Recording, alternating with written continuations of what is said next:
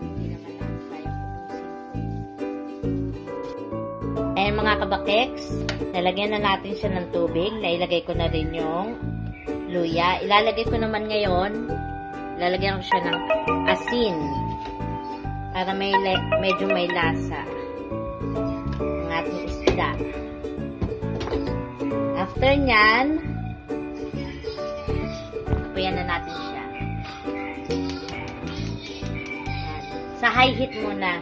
Pag kumukulo na siya, at saka natin hihinaan yung apoy, tapos pakuluan natin siya ng 35 to 40 minutes. Yan. Kasi malaki yung isda.